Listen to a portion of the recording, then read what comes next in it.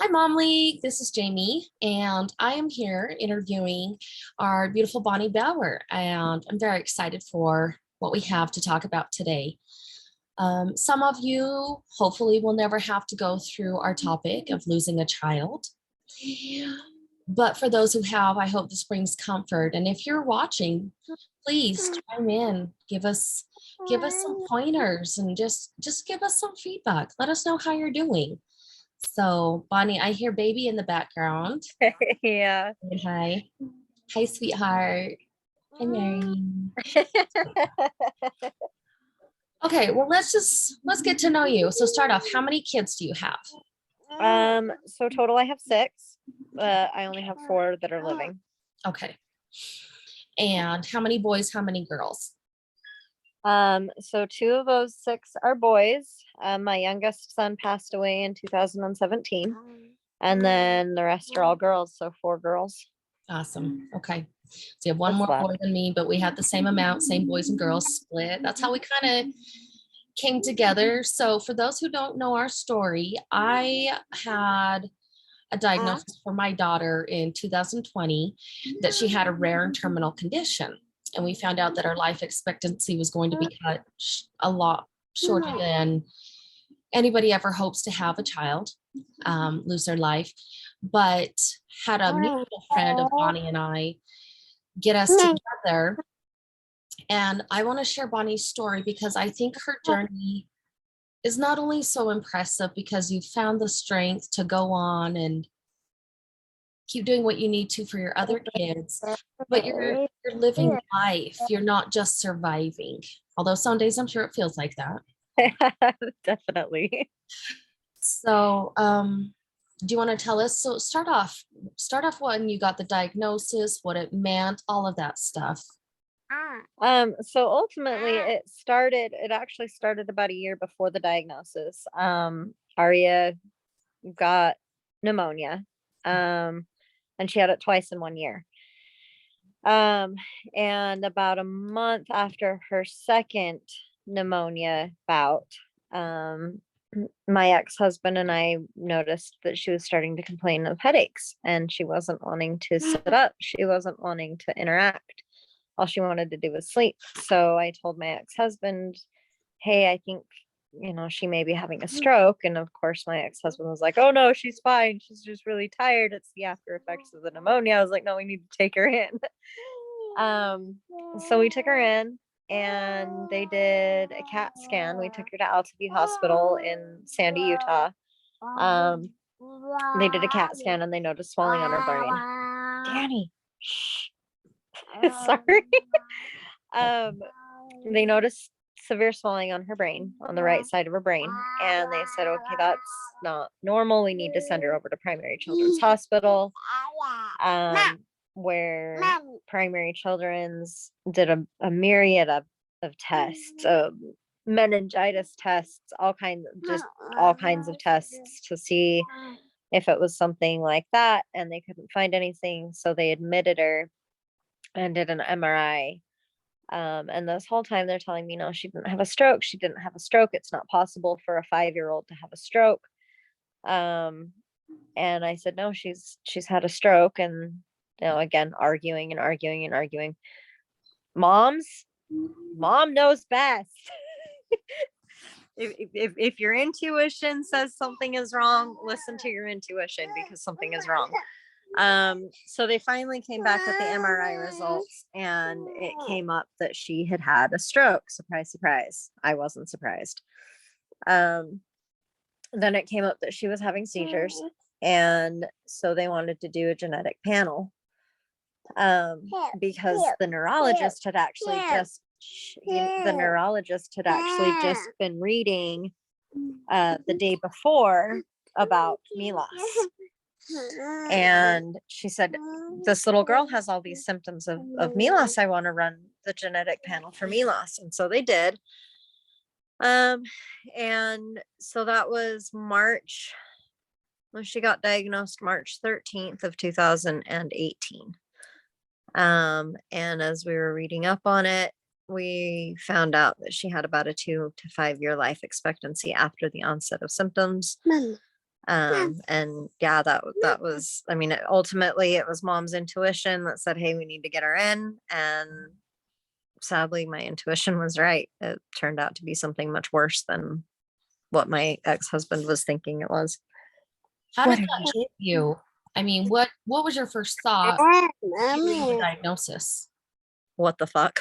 Sorry for my language, but that that was what came out of my mouth was the fuck. Like this is my this is my precious little 5-year-old.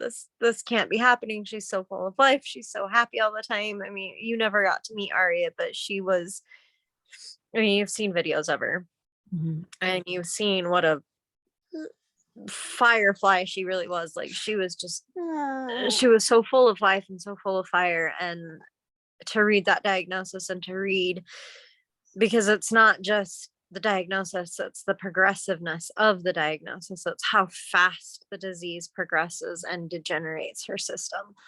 Um, and of course, my ex-husband, being the ever optimist that he was, still is, oh, it's not that bad. She's gonna fight through this. She's gonna make it. She's gonna live a long, happy life. And it was really, really hard for me to cope when he was being that way because I'm a realist. I know the reality of the situation. And you know, life has taught me not to be, sadly, not to be optimistic because shit happens. Right. But yeah, my first reaction was what the fuck? Yeah. So as time went on and you saw this progression, tell us some of the stuff that you were seeing. Sorry. Over the 2.5 years after her diagnosis, we were in and out of primary children's more times than I care to count. They actually joked that they were going to have a room just for us with our name on it so that when we came in, we could just go straight to the room. Multiple strokes. I watched her lose massive amounts of weight. I watched her dexterity deteriorate where she couldn't grab things, she couldn't walk anymore. She ended up being wheelchair bound. She would get really, really angry really fast because you know her brain wasn't all that. I mean, her brain was about 80% dead before she passed away. And she would get really frustrated because she couldn't talk. And about a year before she passed, she wasn't intaking food very well anymore. And so we had to place a feeding tube. And that was really hard. She hated that thing. I also watched her vision deteriorate. I watched her hearing deteriorate to the point that she needed hearing aids and eventually would have been a candidate for cochlear implants had she lived long enough. So, and I mean, every system in her body deteriorated. I watched her heart deteriorate. I watched her kidneys and her liver fail. I watched her seize multiple times. Towards the end, she had severe jerking that she couldn't control in her arms and legs, to the point where we had to carry her everywhere. She got to the point where she stopped being able to use the bathroom. And so we had to put her in diapers and have chucks under her so that, you know, she didn't mess the bed. We had to get a wheelchair ramp at our house so that we could get her in and out of the house. I mean, she was a lightweight. She was only 24 pounds. So it wasn't like she was hard to carry. But yeah, I watched her whole body just shut down. How did the To the other point. kids take it? I don't think the girls really understood what was going on. Like they knew she was dying, but I don't think they really grasped the reality of the situation.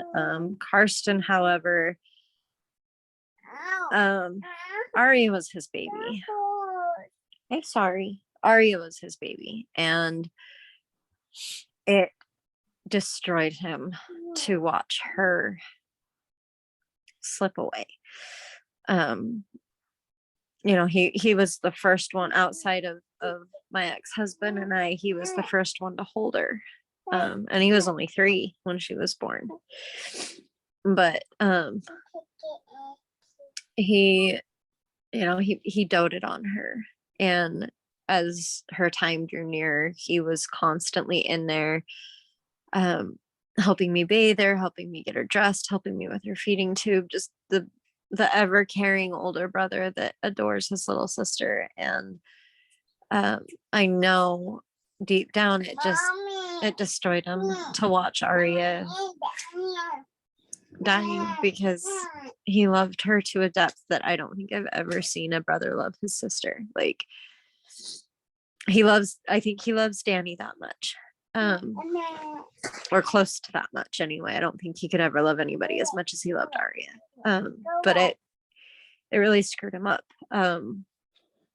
As for her older siblings, Skylar and Michaela, Skylar pretended she didn't exist. It was just easier for him to cope, to pretend she wasn't even around.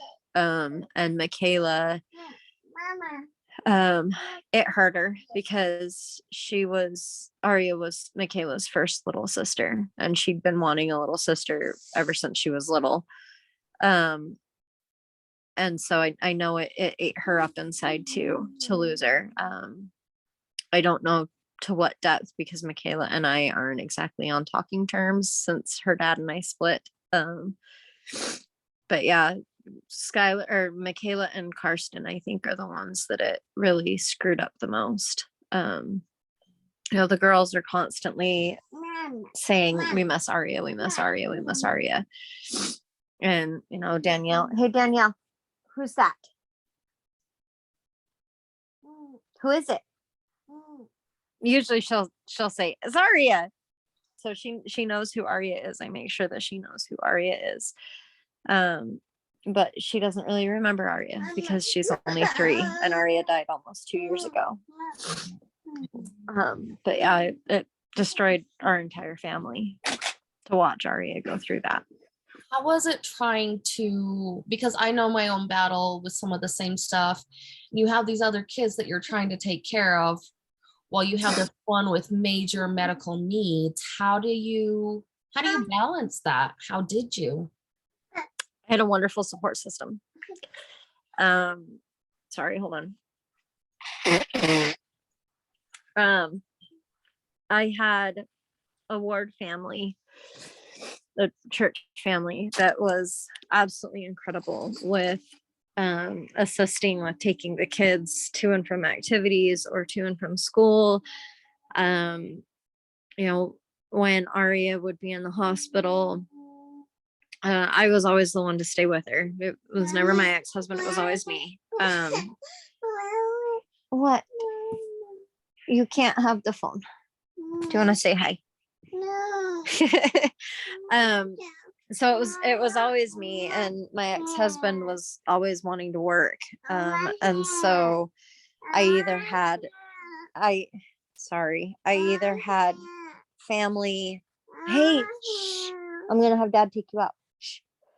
I either had family watching the kids or ward members watching the kids. I have one friend in particular. I am so sorry. You want what? You can't have my phone. No.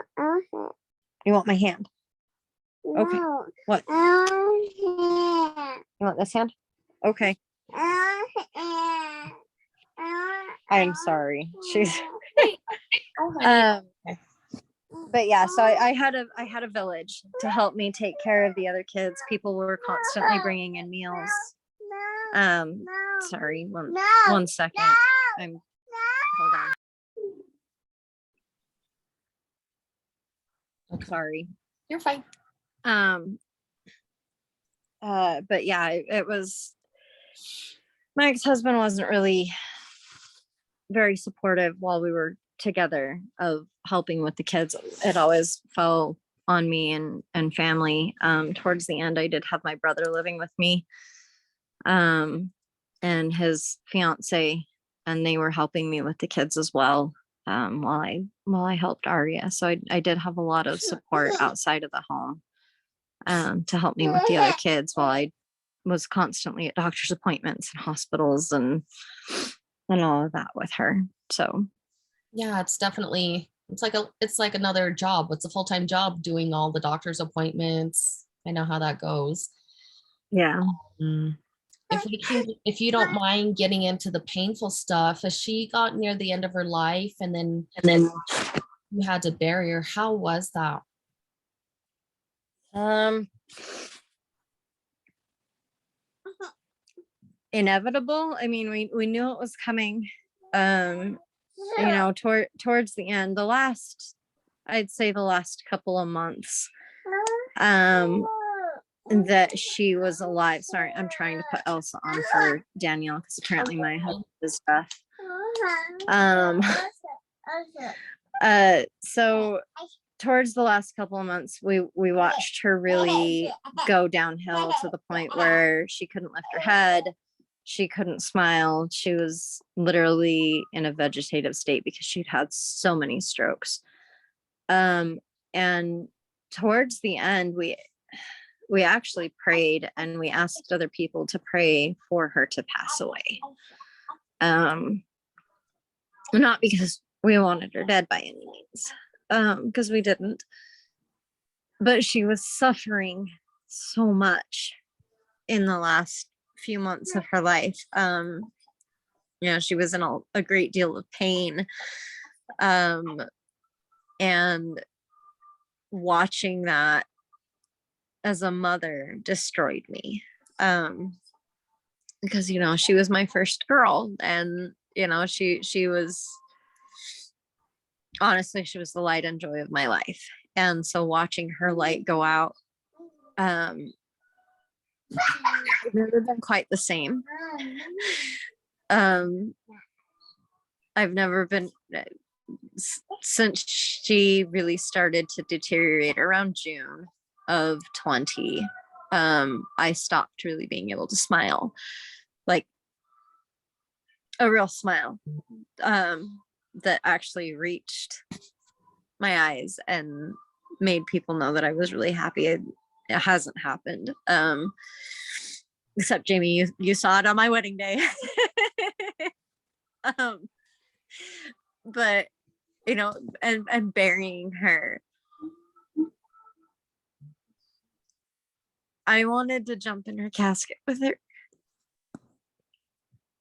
And for about 6 months after she passed, I spent pretty much every waking moment at her grave. I would fall asleep there. I would take a blanket and I would lay on the grass on her grave and I would just fall asleep in the sun, being as close to my daughter as I could be. It really takes a piece out of you to lose a child, and to watch your child slip away. A piece of you goes with them, and you're never the same again. You never fully recover. There's days when I go back, like I'm right back to holding her in her last days, and it's like I'm literally back there and I'm feeling the pain all over again, and it's like it was just hours ago. But yeah, it does a number on somebody to lose a child. It's not something I would ever wish on even my worst enemy, and not a lot of people understand because not a lot of people go through it. So yeah, and I went through it alone, because at that point my husband and I had split up, so I was grieving pretty much by myself. How did you find I don't know, like a strength, a willingness to keep going when you have these other children still relying on you? How do you make yourself do it? Is it just, you just do, or what is it? Pretty much. You don't really have a choice. I mean, the alternative is them living with a man that really doesn't care about them. He cares, more about money. And so for their best interest, I had to keep going because who else do they have? I would rather die than see them in the foster care system because I know what the foster care system does. It's BS. No offense to my foster care workers, but your system sucks. Um, and so, the alternative, it's just unthinkable. And so I kept going for the sake of them because I knew that they needed their mom around. And, I'm not always strong. There's times when I sit on my bed and I break, and they'll come in, they'll be out in the living room playing with toys, and they'll come in and they'll be, Mom, what's wrong? Well, not having a good day today. So, I let them see me break, so that they know that it's okay to grieve. But yeah, I mean, there have been times, especially like on her birthday, this last week, or the anniversary of her death, where I just really struggle to keep going. And actually this last birthday, her 9th birthday, I actually told my then boyfriend that I didn't want to be alive anymore, that I was going to end my life. I was at that point. I was going to let the kids go live with their dad in Louisiana, because I couldn't do it anymore. But he reminded me of the strength that she wanted me to have, and she wants me to have, because she wants me, she wants me to take care of her siblings and love them and be the mom for them that I wasn't able to be when she was alive, which is sad, but at the same time, it's the absolute truth. I wasn't able to be my all for them when she was alive because so much of me was taking care of her. So jumping forward, you and I have had a couple of conversations. Tell me about her birthday and what you did to make it a happy one. So I was extremely suicidal. And I was talking to my boyfriend's uncle, and my boyfriend's uncle told me, okay, Tyson is going to be taking work off. He's coming down to make sure that you don't do anything stupid. And over the couple days before that and leading up to that day, I had felt very strongly, I'd felt Aria very strongly impressing on me that I needed to take my relationship to the next level. So when Tyson got here, we talked, and we decided that we were going to get married. And we called you. Well, I messaged you, I texted you, I should have called you, I'm sorry. There was a lot to put in place, but we ended up getting married that night on Aria's 9th birthday at about, I think the marriage license was signed at 7 p.m. It was cold. In 17-degree weather. Huh? It was 17-degree weather. And I was wearing a off the shoulder dress, so I was intelligent. But yeah, so we got married. So our anniversary is now on Aria's birthday, and I felt her telling me that I needed something to make me smile that day on her birthday, because on her birthdays I grieve. I grieve fiercely and deeply, and it's hard for me to get out of bed. It's hard for me to function. And now I have a reason to celebrate her birthday again. So yeah, tied the knot, eloped. Very last minute. Very, like 2 hours.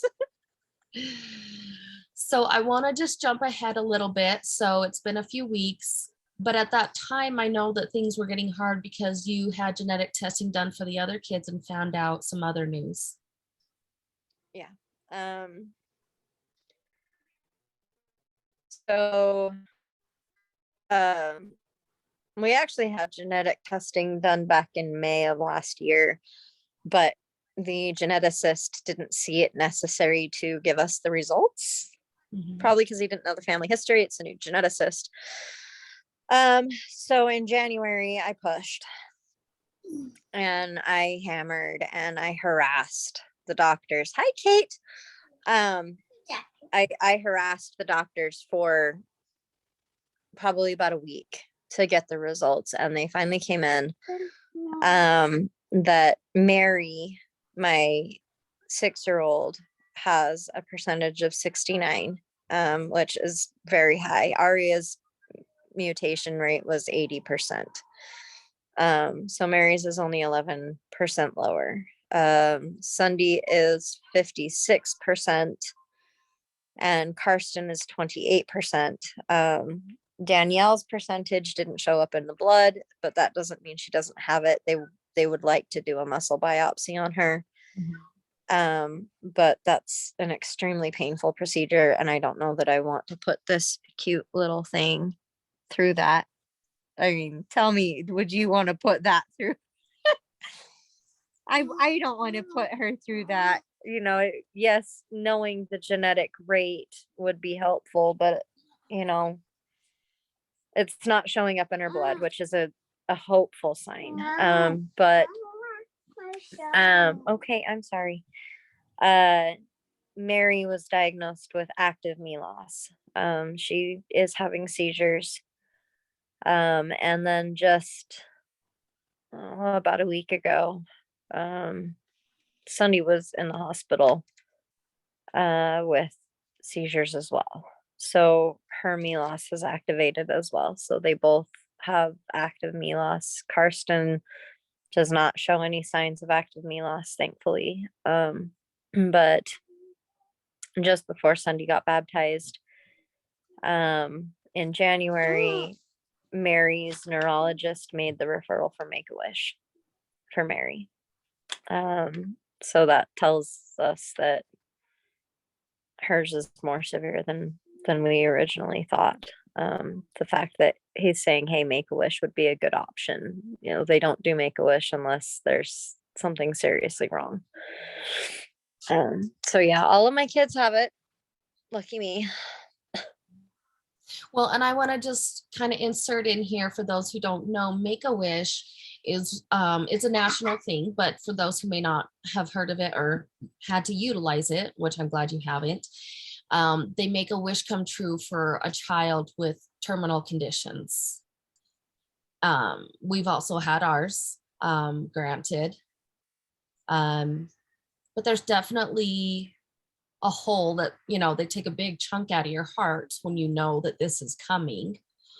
And as you have this with your other girls, what things are you going to do differently that you may have not done the first time that you're planning to do this time?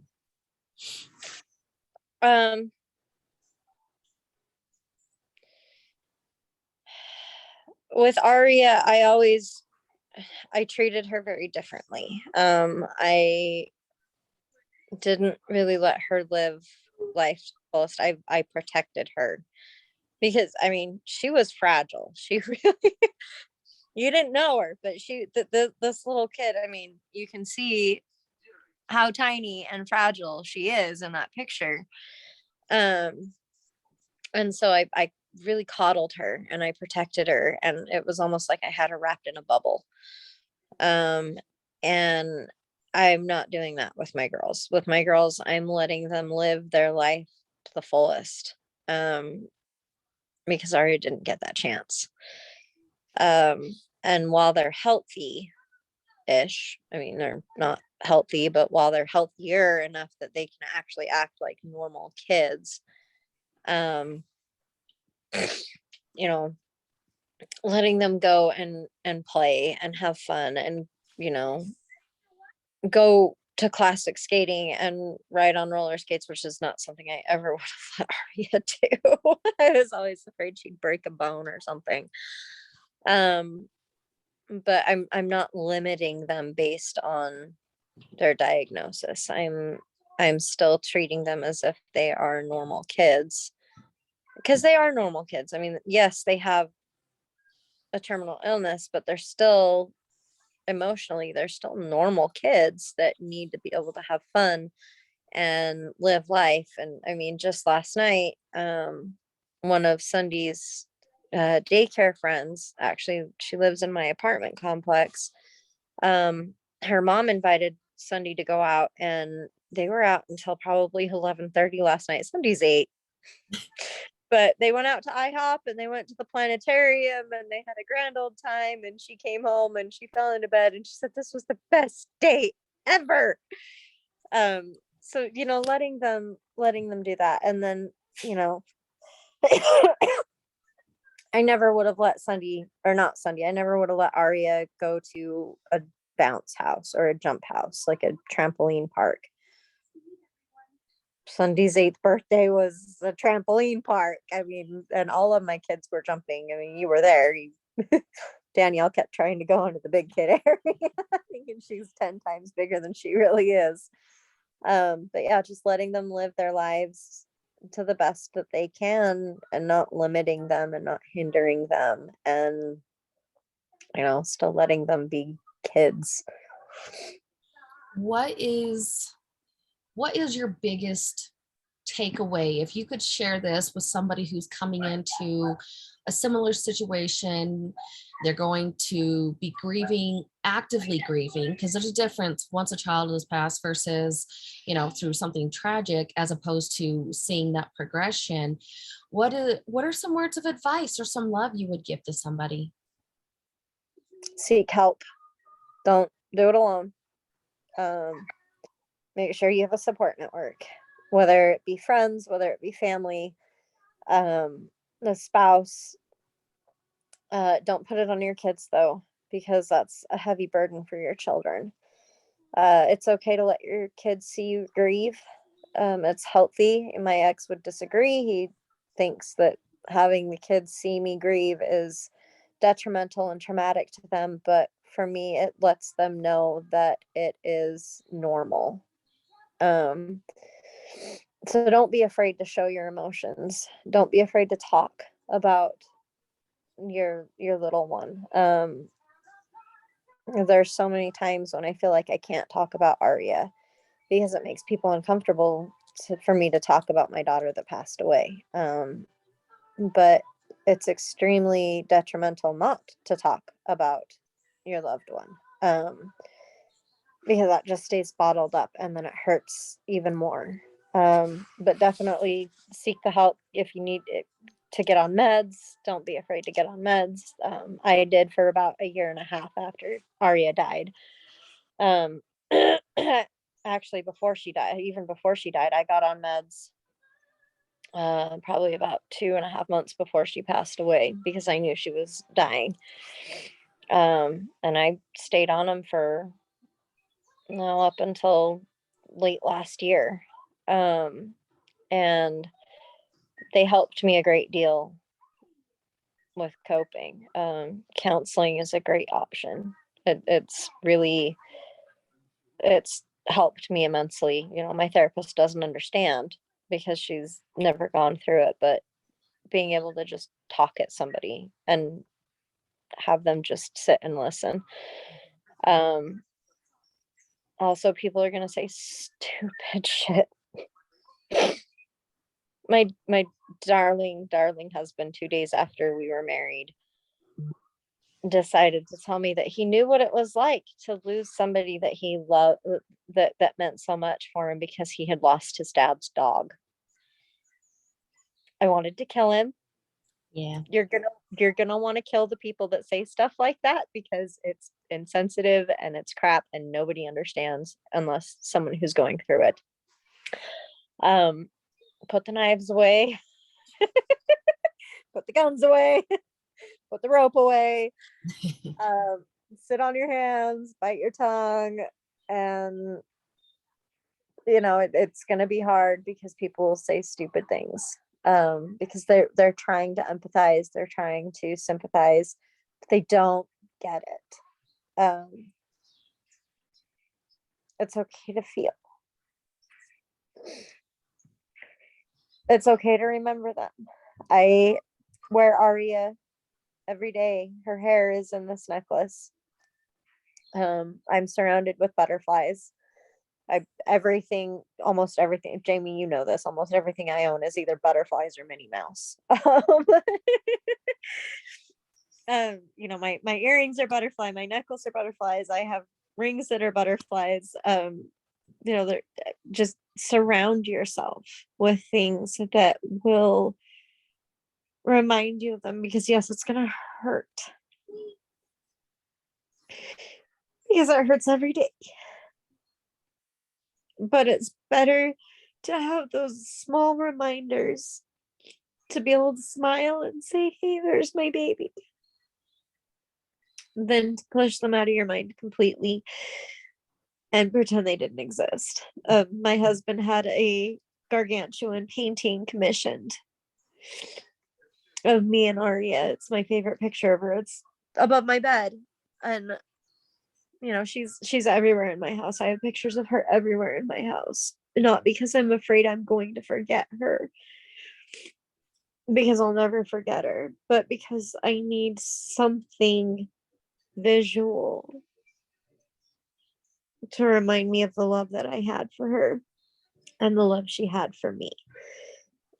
Because all of the pictures that I have of her, it's very apparent that she's a very loved little girl.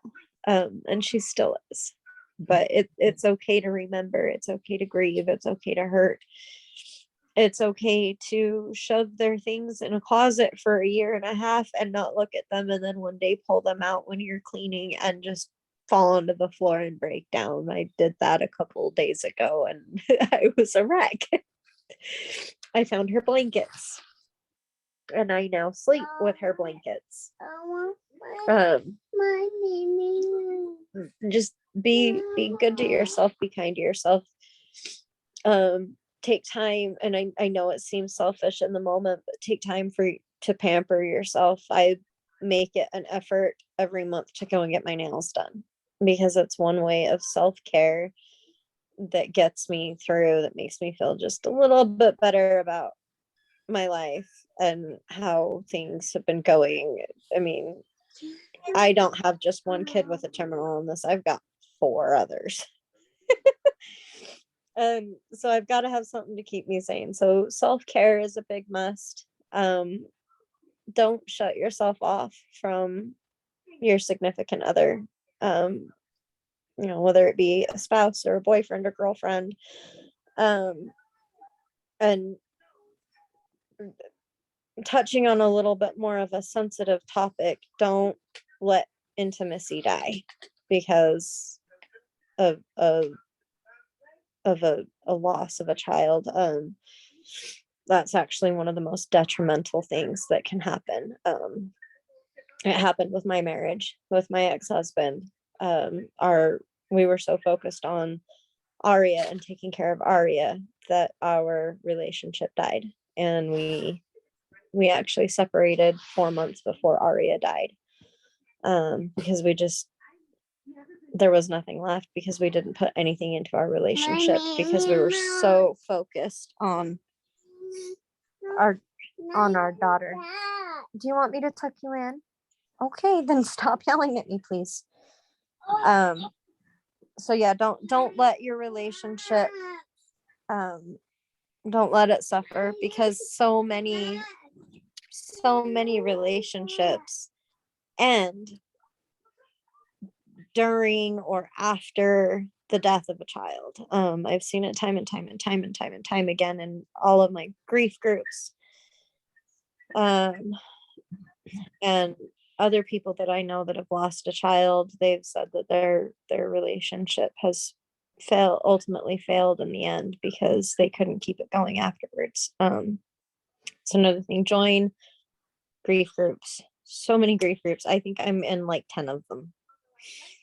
And as painful as they are to read other people's grief grief journeys, it's also very helpful to know that you're not in this alone. Like you are, but you're not at the same time, if that makes any sense. Well, Bonnie, thank you for sharing your story. I know how hard it is, and I know that it's sometimes putting words to it is difficult. It's, I mean, how do you make somebody feel what's in your heart? You can't.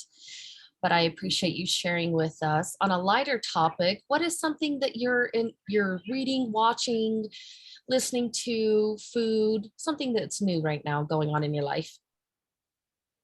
I'm married after being single for 2 years. No, so I've been really into the Harry Potter series. I I can officially say I'm a Potterhead. I didn't used to be. I used to scoff at the Harry Potter franchise. I thought it was a bunch of stupid, childish. No. My husband actually texted me a couple days ago. He said, "Hey, they're making a new Harry Potter movie." First of all, that's not Harry Potter because Harry Potter is not in it. Second of all, you're talking to a massive Potterhead. You think I don't know about this movie? He's like, "Well, I just feel stupid," and you should. No. So really into the Harry Potter series. I watched The Return to Hogwarts a couple of nights ago and just lost it. It was beautifully done. I'm thrilled for the Secrets of Dumbledore. Like, I hate movie theaters. Can't stand them. Won't go to them. But you bet your nails I will be in that line waiting for Secrets of Dumbledore when it comes out. Also really into Criminal Minds, so be careful if you piss me off because I can think of 110 ways to bury you and make it look like an accident. No. Huh? No. Good to know. But yeah, just I mean, I love like crime shows and really, really into Harry Potter. I think Aria would have gotten a kick out of Harry Potter, honestly. I think she would have enjoyed it because the magic, like Mm-hmm. it enchants kids of all ages. Like my cousin actually sent me a Hogwarts letter for Christmas and a wand. If Cute. that tells you anything. Very So cute. yeah, very definitely into Harry Potter now. Nice. I love it. Right, sweetheart. Well, I'm going to let you go tuck in your little baby. Thank you for joining us. And for all of you in Mom League, remember, together we rise up. So we'll talk to you.